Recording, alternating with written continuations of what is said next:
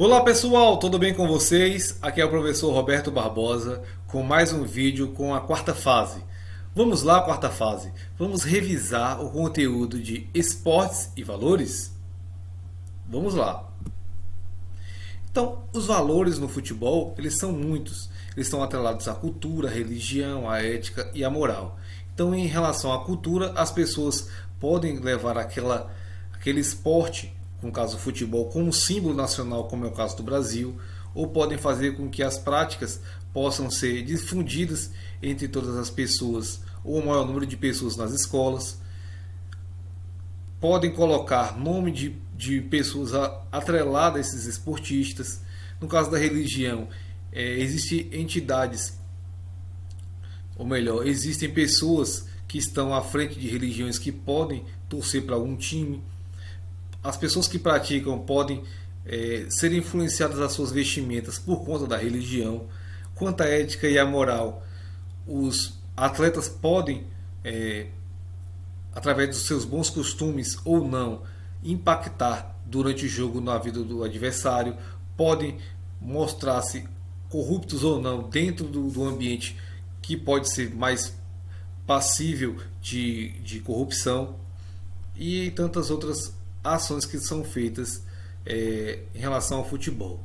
Já no atletismo, esses valores podem estar visualizados a partir de aspectos sociais, em que as pessoas necessitam de maior inclusão, de maior participação nessas modalidades, pois geralmente são de pessoas de comunidades mais carentes que participam do atletismo.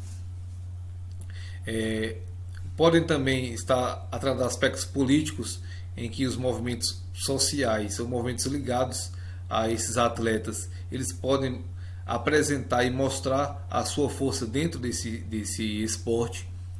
Ou também aspectos culturais, aos quais estão ligados, tanto em que as pessoas podem iniciar essa prática corporal com os seus conhecidos, parentes ou pais, e podem perpetuar essa cultura de movimento.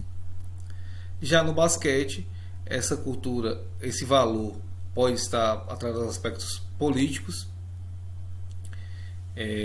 em que as pessoas estarão ligadas como esse basquete será difundido nas escolas, nos ambientes sociais, como esses aspectos sociais podem influenciar nas crianças que querem ter uma ascensão social e depois virarem superestrelas, ou mesmo através dos aspectos culturais, as quais as pessoas almejam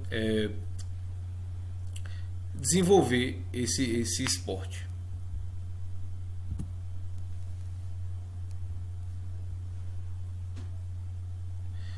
Então, o tênis nós podemos visualizar os aspectos éticos e morais, em relação ao cumprimento dos adversários, ao comportamento das pessoas perante a quadra, nos públicos, quando devem fazer silêncio nas jogadas, as vestimentas, por muito tempo somente brancas, ou até hoje com vestimentas de saias para as mulheres e short para os homens. Nos aspectos sociais, nós podemos visualizar que as quadras são geralmente feitas nos bairros mais ricos da cidade, e que também podem ser praticadas com pessoas que não têm uma condição financeira boa, mas que participam de projetos sociais, e assim por diante. O futebol americano, geralmente, ele é praticado por homens, ele também pode ser praticado por mulheres, e que não terão menos força do que eles contra mulheres para fazer essa prática, nem tampouco terão estereótipo de mulheres frágeis que não podem participar num esporte de maior contato. O sumô, que tem-se um estereótipo de que as pessoas que vão praticar sumô são apenas aquelas muito gordas, e que não é o caso que pode acontecer de pessoas fortes e ao mesmo tempo magras participarem e terem muito êxito nessas práticas. Outra coisa que se tem um estereótipo é que as pessoas do sumo consomem muitas calorias com fast food, e que elas consomem muitas calorias, é verdade. Entretanto, é uma dieta já toda estruturada para que eles possam ter alimentos saudáveis e ao mesmo tempo com grande demanda energética. A natação, por muito tempo pensou-se que somente primeiro que só os homens poderiam participar dessa competição, depois que somente pessoas brancas podiam participar. Então havia uma exclusão de racismo quanto a isso. Inclusive essa atleta chamada Manuel, ela foi a primeira atleta a vencer uma competição olímpica em 2016. O jiu-jitsu brasileiro, tido como arte suave, já foi muitas vezes marginalizado, ou melhor dizendo, foi tido como inferior a outras modalidades, de não causar impacto, que não ficou evidente, ou melhor dizendo, ele caiu por terra esse argumento, na qual o UFC, o evento que foi organizado de MMA, os primeiros, em que cada modalidade lutava contra a outra, o jiu-jitsu foi campeão das duas primeiras edições.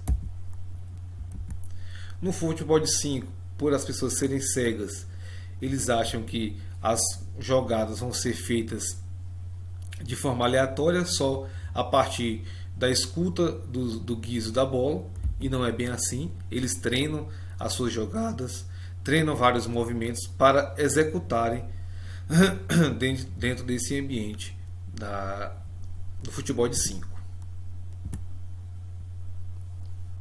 O tiro com arco, que é uma outra modalidade olímpica e que pode também ser paralímpica, ele precisa que a pessoa coloque dentro dessa técnica a sua coordenação, e pensa-se que a coordenação está voltada apenas aos membros, e na verdade está voltada aos aspectos neuromotores dos atletas. Então, se caso ele não tenha um membro, ele vai conseguir coordenar com outro membro que ele tem a partir das suas indicações dos neurônios motores que ele possui. Então ele vai deter esse direcionamento e conseguir os seus êxitos de acertar o alvo, não sendo influenciado pelos membros, e sim pela coordenação motora que está atrelada a seu cérebro. Então essas práticas, elas são feitas dos mesmos moldes que os homens? Veremos agora. Então, do ponto de vista das regras, elas geralmente são as mesmas que dos homens para as mulheres, com algumas ressalvas, como por exemplo, em relação à estatura no vôlei, as mulheres, como são mais baixas, a rede também acaba sendo mais baixa do que para os homens. Já no basquete, a cesta do mesmo tamanho, a quadra do mesmo tamanho, o handebol da mesma forma, handebol mesmo tempo, mesma quadra, mesma quantidade de atletas, é o caso também do futebol, do beisebol e assim tantos outros. Então, quanto às regras, não há uma diferença tão grande de homens para mulheres. Quanto aos espaços de práticas, geralmente também não há nenhuma diferença. Então, se for um tênis de mesa, por exemplo, as mulheres praticam nos mesmos locais que os homens, com a mesma mesa, com as mesmas raquetes. For o rugby, sob as mesmas regras também, mesmo deslocamento é feito, assim como tantos outros esportes. Já quanto às roupas, será que são as mesmas? Neste ponto, há uma diferença em alguns esportes, como por exemplo o caso do handbeach, que é o handball volta das praias.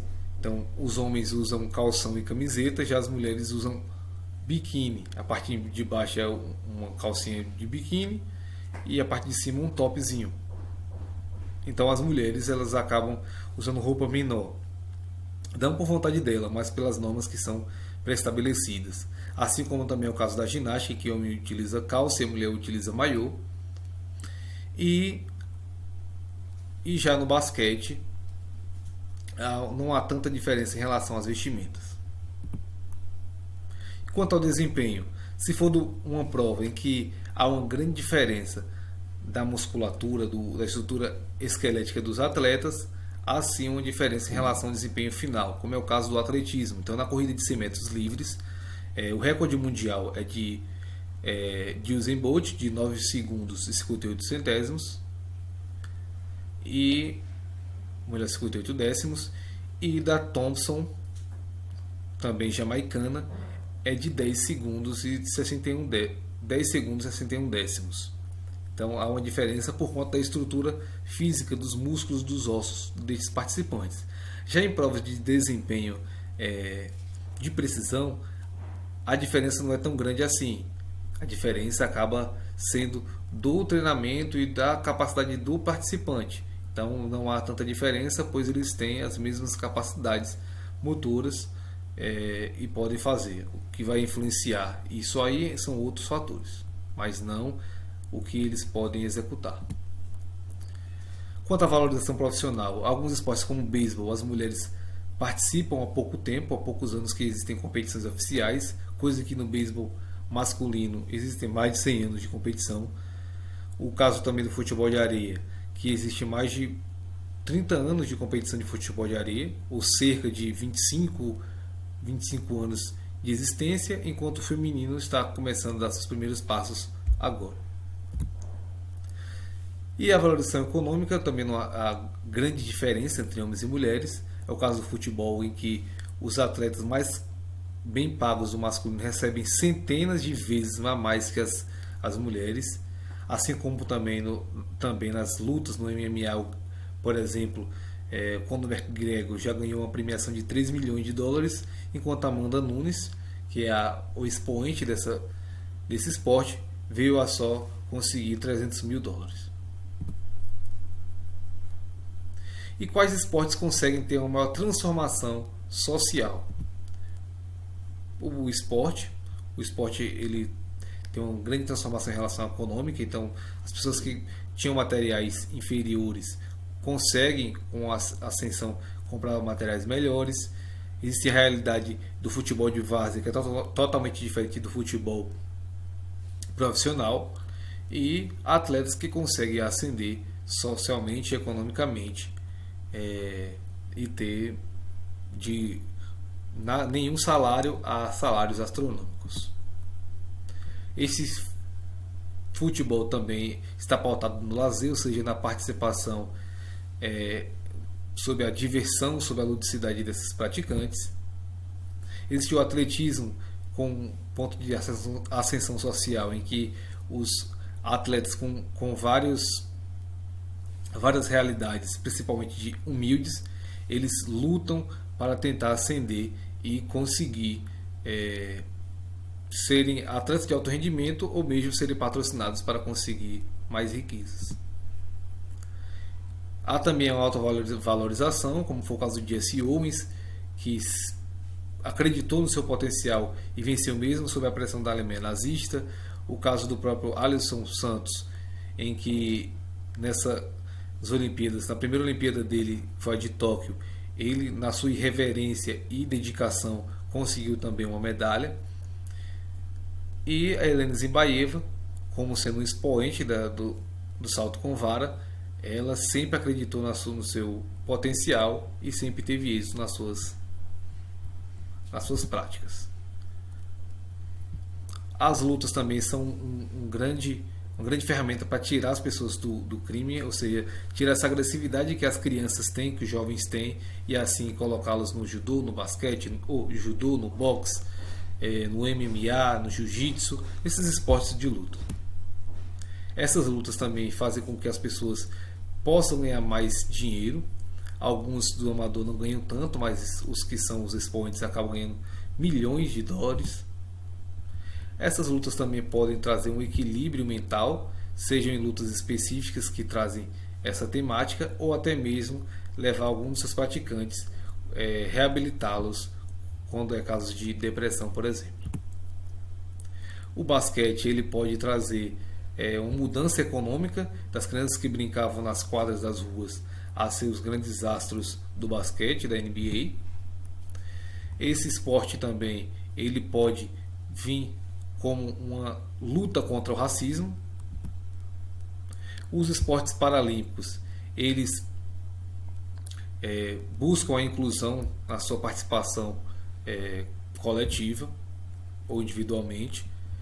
Esses esportes paralímpicos também buscam, além do desempenho, a superação dos limites, a superação dos preconceitos, e são um objeto de ciência, assim como os outros esportes também. Então, os esportes paralímpicos são estudados sempre para ver como eles podem melhorar os seus desempenhos. Então é isso, pessoal. Muito obrigado a todos. Obrigado por estar aqui comigo. Valeu. Tchau, tchau.